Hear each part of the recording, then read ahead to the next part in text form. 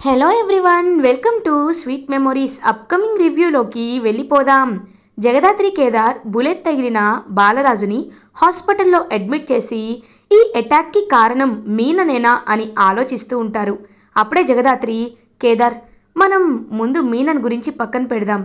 ఈ శ్రీవల్లితో ఈ బాలరాజు ఎంగేజ్మెంట్ జరపకుండా మనం ఆపాలి.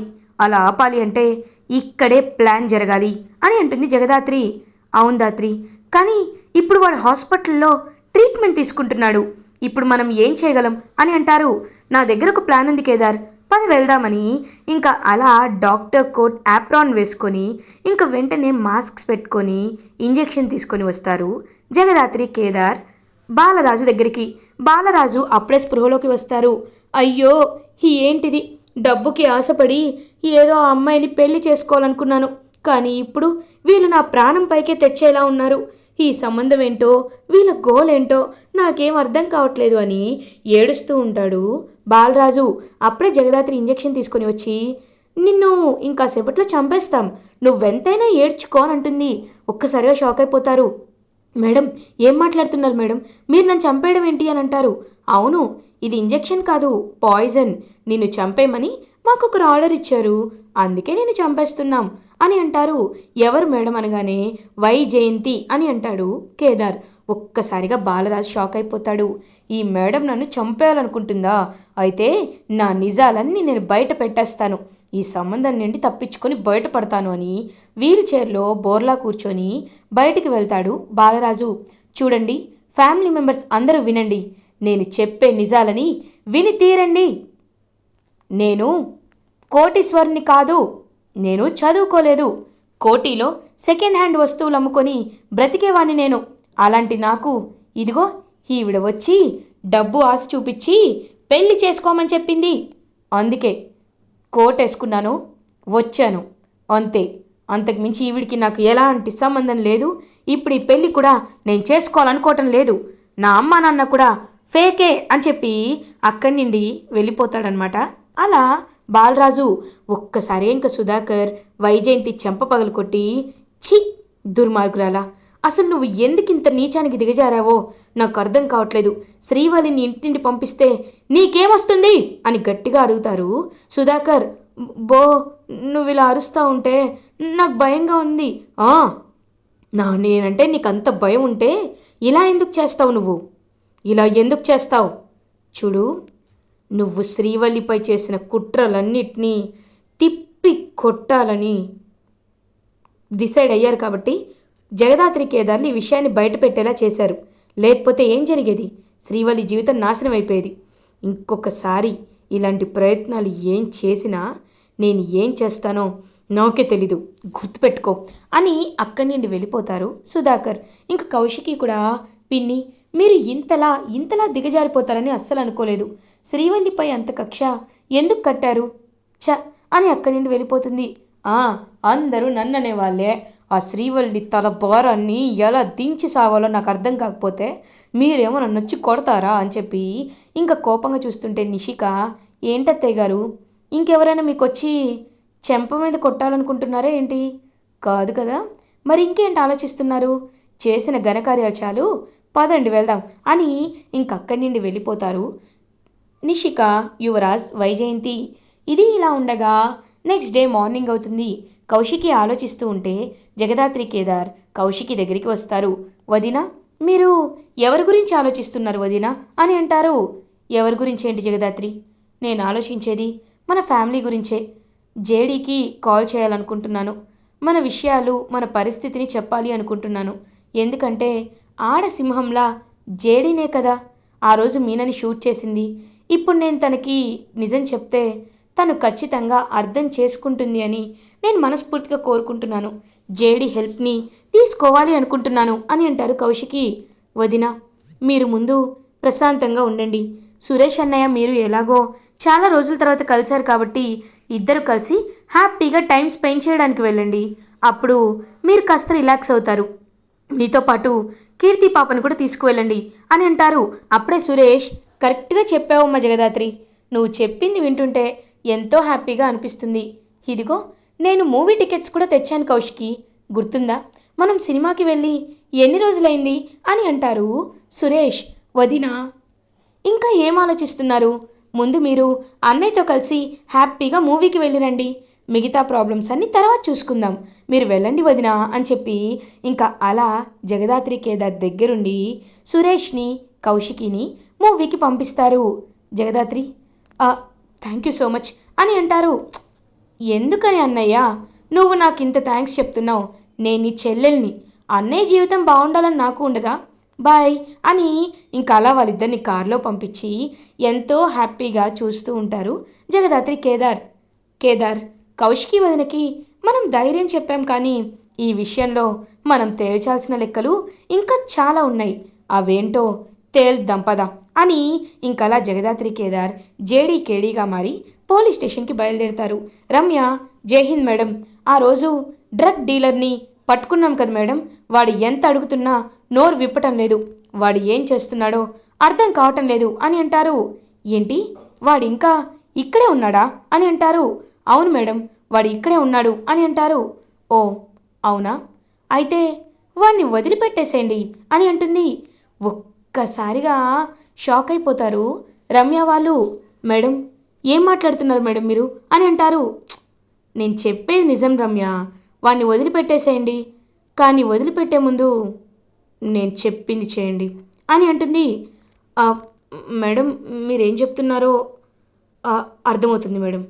ఓకే అని ఇంకా అలా ఆ వాడి డీలర్ని ఇంకా వదిలిపెట్టారని డిసైడ్ అవుతారు. రే, నీపై కేసు లేదు అని మాకొచ్చింది, కాబట్టి నువ్వు చాలా జాగ్రత్తగా ఉండాలి, లేకపోతే ఏం చేస్తానో తెలుసు కదా, వెలో అని ఇంకా అలా వాడినైతే బయటకు వదిలేస్తారు.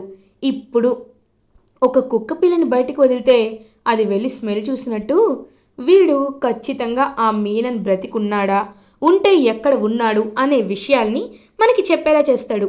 రమ్య, కిరణ్, మీరు వీడిని ఫాలో అవ్వండి, అప్పుడు మనకి అన్ని నిజాలు తెలుస్తాయి, ఓకే అని ఇంకా అలా జేడీకేడి అక్కడి నుండి వెళ్ళిపోతారు.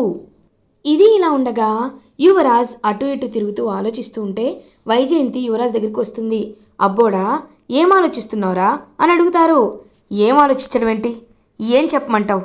నీ వల్ల మాకు కూడా అవమానాలే, జస్ట్ మిస్సు, లేకపోతే ఏం జరిగేది తెలుసా? ఆ శ్రీవల్లి విషయంలో పక్కా ప్లాన్ వేస్తే ఆ జగదాత్రి కేదార్ ఎప్పుడూ అడ్డుపడుతూనే ఉంటారు. అయినా నాకు ఒకటి అర్థం కావట్లేదు, టైం వచ్చినప్పుడు చెప్తా అంటున్నావు, అసలు ఏం చెప్పాలనుకుంటున్నావో చెప్తేనే కదమ్మా తెలిసేది అని అంటారు. దేని గురించి మాట్లాడుతున్నావు అబ్బోడా అని అడుగుతుంది. దేని గురించేంటి? శ్రీవల్లి నీ కన్న కూతురు కాదని ఒట్టేసి చెప్పావు, అలాంటప్పుడు తన ఇంట్లో ఉండడం ఎందుకు? మెడ పట్టుకొని బయటికి గెంటేస్తాను కదా అని అంటారు.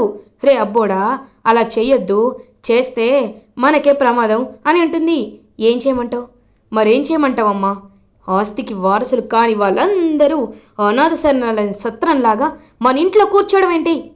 నాకు నచ్చట్లేదు, అస్సలు నచ్చట్లేదు అని అంటాడు యువరాజ్. రేయ్, ఆవేశపడకరా, తన్ని తెలివిగా బయటికి పంపించాలనుకుంటే వీళ్ళని పంపించనివ్వలేదు కదా, అందుకే ఇలా ప్లాన్ చేశాను, నువ్వేమీ కంగారు పడద్దు అని అంటుంది. కానీ అత్తయ్య గారు, మాకు ఇవాళ నిజం తెలియాల్సిందే, శ్రీవల్లి ఎవరు, ఎందుకు సుధాకర్ మావయ్య గారు శ్రీవల్లితో అంత బాండింగ్ని పెంచుకున్నారు? నాకు ఈ విషయం తెలియాలి, చెప్పండి అత్తయ్య గారు అని అడుగుతుంది నిషిక. అమ్మీ, ఎవ్వరు లేరు కదా, చెప్తాను రండి. ఆ శ్రీవల్లి ఎవరో కాదు, ఆ సుహాసిని కన్న కూతురు, ఆ కేదార్ గాడి సొంత చెల్లెలు అని అంటారు. ఒక్కసారిగా ఇంకా నిషిక, యువరాజ్ ఇద్దరూ షాక్లో ఉండిపోతారు. ఇంకా అలా వెంటనే అప్పుడే అక్కడికి వచ్చి కాఫీ తీసుకొస్తున్న శ్రీవల్లి ఆ మాటలు వినేస్తుంది. విని ఒక్కసారిగా షాక్ అయిపోతుంది. అంటే తను ఆ కేదార్ గాడి సొంత చెల్లెలా అని అంటారు. అవునబ్బోడా, ఈ విషయాన్ని కక్కలేక మింగలేక నాలో నేనే ఎన్నో రోజుల నుండి మొదన పడుతూ ఉన్నా, కానీ ఇప్పుడు మీరు నన్ను ఇంత ప్రెజర్ పెట్టారు కాబట్టే మీకు ఈ విషయాన్ని చెప్తున్నానబ్బోడా అని అంటుంది.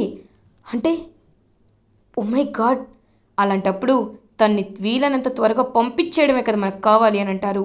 కరెక్టే, కానీ ఇప్పుడు ఈ విషయం బయటపడిందనుకో ఆస్తిలో వాటా ఇస్తానంటారు, అవసరమా మనకి, అందుకే ఇలా చేస్తున్నానని మొత్తం చెప్పేసరికి ఓహో, అదా సంగతి అయితే. అందుకేనా నువ్విలా చేశావు? సరే, తన కోసం ఇంకా వేరే వేరే ప్రయత్నాలు కూడా చేద్దాంలే అని ఇంకా యువరాజ్ నిషిక వెళ్ళిపోతుంటే శ్రీవల్లి ఒక్కసారిగా అలా షాక్లో కుప్ప కూలిపోతుంది. అంటే నేను విన్నది నిజమేనా? నేను కేదార్ అన్నయ్య సొంత చెల్లెల్నా అని ఇంకా వెంటనే అలా అందరూ దగ్గరికి వెళ్ళి వాళ్ళ నాన్న దగ్గరికి వెళ్ళి పాపం చాలా ప్రేమగా చూస్తుంది శ్రీవల్లి. అప్పుడే జగదాత్రి కేదార్గా మారి ఇంటికి వస్తారు. కేదార్ని చూడగానే పరిగెత్తుకుంటూ వెళ్ళి హక్ చేసుకుంటుంది శ్రీవల్లి. శ్రీవల్లి, ఏమైంది? ఎందుకలా ఉన్నావు అని అడుగుతాడు కేదార్. అన్నయ్య, అన్నయ్య, ఇన్ని రోజులు నువ్వే నువ్వే నా సొంత అన్నయ్యవని తెలీదు. నిన్ను చూసిన వెంటనే నాకు ఎందుక అంత సంతోషంగా అనిపిస్తుంది, నువ్వు నా దగ్గర మనిషిలా అనిపిస్తుంది అనుకున్నాను. కానీ ఇప్పుడు అర్థమైంది, ఎందుకో నువ్వు నా సొంత అన్నయ్యవి కాబట్టి అని వెక్కి వెక్కి ఏడుస్తూ ఉంటే ఒక్కసారిగా షాక్ అయిపోతాడనమాట. వెంటనే కేదార్, అమ్మా నువ్వేం చెప్తున్నావో నాకేమీ అర్థం కావట్లేదు అని అంటారు. అన్నయ్య, అమ్మ యువరాజ్ అన్నయ్యతో మాట్లాడుతుంటే నేను విన్నాను. దాని ప్రకారం నేను నీ సొంత చెల్లెళ్ళంట, సుహాసిని గారి కూతుర్నంట నేను అని చెప్పేసరికి ఒక్కసారిగా జగదాత్రి కేదార్ ఇద్దరూ షాక్లో ఉండిపోతారు. అంటే మనం గెస్ చేసింది కరెక్టే కేదార్. శ్రీవల్లి నీ సొంత చెల్లెలు. తన వారసత్వం గురించి నిజాలు తెలిసి కూడా వైజయంతి గారు బయట పెట్టడం లేదు. అమ్మ విషయంలో, వారసత్వం విషయంలో నువ్వు ఎంత పోరాడావో, ఎంత బాధపడ్డావో నేను నా కళ్ళారా చూశాను. కాబట్టి ఎలా అయినా నేను నీకు తోడుగా ఉంటానన్నయ్యా అని అంటుంది శ్రీవల్లి. లేదమ్మా, నువ్వు నాకు ఈ విషయం చెప్పావు కానీ ఇంకెవరితో అయినా ఈ విషయాన్ని చెప్పావా అని అంటారు. లేదన్నయ్యా, మీతోనే నేను ఈ విషయాన్ని చెప్తున్నాను అని అంటుంది. ఈ విషయం ఎవరితో చెప్పొద్దమ్మా, ఎందుకంటే నువ్వు ఈ విషయం చెప్తే నాలాగే నిన్ను కూడా ఈ ఇంట్లో అవమానిస్తూ ఉంటారు. అలా నువ్వు అవమానాలు పడ్డం నేను తట్టుకోలేను. త్వరలోనే మనం ఈ ఇంటి వారసులమని నేను ప్రూవ్ చేస్తాను. అప్పటి వరకు నువ్వు నువ్వు భయపడద్దు, బాధపడద్దు. ఈ అన్నయ్యపై నమ్మకం ఉంచమ్మా అని పాపం అలా చెప్పేసరికి ఇంకా ఎంతో హ్యాపీగా ఫీల్ అవుతుంది శ్రీవల్లి. ఇది ఇలా ఉండగా కౌశికి, సురేష్ ఇద్దరూ మూవీ చూసి ఇంటికి తిరిగి వస్తారు. ఇంటికి రీచ్ అయిన తర్వాత ఇద్దరు హ్యాపీగా ఉండడం చూసి నిషిక, వైజయంతి చాలా ఇరిటేటింగ్గా ఫీల్ అవుతారు. అత్తయ్య చూసారా, సురేష్ అన్న ఈ ఇంట్లో ఎంత చక్కగా ఉంటున్నాడో అని అంటారు. నాకు అదే అర్థం కావట్లేదమ్మీ. ఈ సురేషు ఇంటి నుండి బయటికి పోవట్లేదే. ఎలా అయినా పోతాడనుకుంటే పోనివ్వటం లేదే. ఇప్పుడు ఏం చేయాలో నాకు అర్థం కావట్లేదు అని అంటుంటే, లేదత్తయ్య, మనమే ఏదో ఒక నిర్ణయం తీసుకోవాలి. మీరు ఆదిలక్ష్మి గారికి ఫోన్ చేయండి, ఆవిడ నిజం చెప్తారు కదా అని అంటారు. అది కరెక్టే, ఆదిలక్ష్మికి ఫోన్ చేస్తేనే వీళ్ళది అంతా బయటపడుతుంది అని ఇంకా అలా ఆదిలక్ష్మికి కాల్ చేస్తారనమాట వైజయంతి. హలో అమ్మి ఆదిలక్ష్మి, ఇక్కడ మీ అబ్బాయి వేరే పనిలో లేడు, ఇక్కడే ఉన్నాడు, కావాలంటే చూడు అని చెప్పి వీడియో కాల్ చేసి చూపించేసరికి ఆదిలక్ష్మి కోపంగా కౌశికి వాళ్ళ ఇంటికి రీచ్ అవుతుంది. ఏంటి కౌశికి, నేను చెప్పాను కదా మీరిద్దరూ విడివిడిగా ఉండాలని. సురేష్ ఎందుకురా ఇక్కడ ఉంటున్నావు అని అడుగుతారు. అమ్మా అది కాదమ్మా అని అనేలోపు సుధాకర్, చెల్లెమ్మ ఎందుకు కోపడుతున్నారు? ఇప్పుడే వాళ్ళ పిల్లలతో హ్యాపీగా ఉంటున్నారు. కీర్తికి కూడా వాళ్ళ నాన్నతో ఉండాలని ఉంటుంది కదా. చిన్నప్పటి నుండి సురేష్కి నాన్న లేకపోతే నువ్వే ఒంటరిగా సురేష్ని పెంచావు. ఒక తండ్రి లేని లోటు ఎలా ఉంటుందో సురేష్కి తెలుసు కదా. తన బిడ్డని కూడా అలాగే చేయమంటావా అని అంటారు సుధాకర్. మీరాపండి అన్నయ్య గారు, చెప్పడమేముంది, బాగానే చెప్తారు. కానీ ఆ నింద బరువు మోసింది నేను కాబట్టి నాకన్నీ తెలుసు. రే సురేష్, రారా వెళ్దాం అని చెప్పి అనేసరికి, అమ్మ ప్లీజ్ అమ్మా నా మాట విను, కౌశికి ఎలాంటి తప్పు చేయలేదు అని అంటారు. రేయ్, కౌశికి గురించి కాదు, కౌశికి పుట్టిన బాబు మన బాబు కాదు అని నేను ఎంత వాదిస్తున్నా నా మాటలు ఎవరు వినిపించుకోలేదు. అలాంటప్పుడు ఎందుకు నేను ఇంకా వీళ్ళందరికీ మర్యాద ఇవ్వాలి? రా అని అనేసరికి జగదాత్రి, పిన్ని గారు ఒక్క నిమిషం ఆగండి, మీరు ఏం మాట్లాడుతున్నారో నాకు అర్థమైంది. ఒకవేళ బాబు డిఎన్ఏ విషయంలో మీరు పొరపాటు పడుతుంటే మీకు నిజంగా నేను ఒక ఐడియా ఇస్తాను. ఒక 2 రోజులు ఇక్కడ ఉండండి, అప్పుడు ఖచ్చితంగా మీకు నిజాలు ఏంటో అన్నీ తెలుస్తాయి. లేదు నేను ఉండలేను అనుకుంటే మాత్రం వెళ్ళిపోండి. కానీ ఒక్కటి మాత్రం నిజం, ఎలా అయినా మేము కౌశికి బాబు విషయంలో నిజాన్ని బయట పెట్టి తీరుతాం. మాకొక 2 డేస్ టైం ఇవ్వండి అని అడుగుతారు. అవును, ఎలాగో ఇంకొక 2 రోజుల్లో కౌశికి సురేష్ పెళ్లి రోజు వస్తుంది. ఆ రోజు వరకైనా టైం ఇవ్వు చెల్లెమ్మ అని అంటారు. ఇంకా అలా చూస్తూ ఉంటుంది ఆదిలక్ష్మి. తను టైం ఇవ్వలేదు అని అన్నా సరే, సరే టైమే కదా, ఇస్తాను, 2 రోజులు అని ఆదిలక్ష్మి కూడా అదే ఇంట్లో ఉంటుంది. ఇంకా ఎంతో హ్యాపీగా ఫీల్ అవుతారు. ఇప్పుడు సంతోషంగా ఉంది అని జగదాత్రి కేదార్ హ్యాపీగా ఫీల్ అవుతారు. ఇంకా అలా కౌశికి సురేష్ పెళ్లి రోజు ఏర్పాట్లలో చేసుకుంటూ ఎలా అయినా ఆదిలక్ష్మి గారిని కన్విన్స్ చేయాలి అని గట్టిగా ఫిక్స్ అవుతారు జగదాత్రి అండ్ కేదార్. ఇలా ఎపిసోడ్ ఎండ్ అవుతుంది. ఫర్దర్ ఎపిసోడ్ రివ్యూస్ ముందుగా మీకు కావాలి అనుకుంటే మా ఛానల్ని సబ్స్క్రైబ్ చేసుకోండి. Thanks for watching.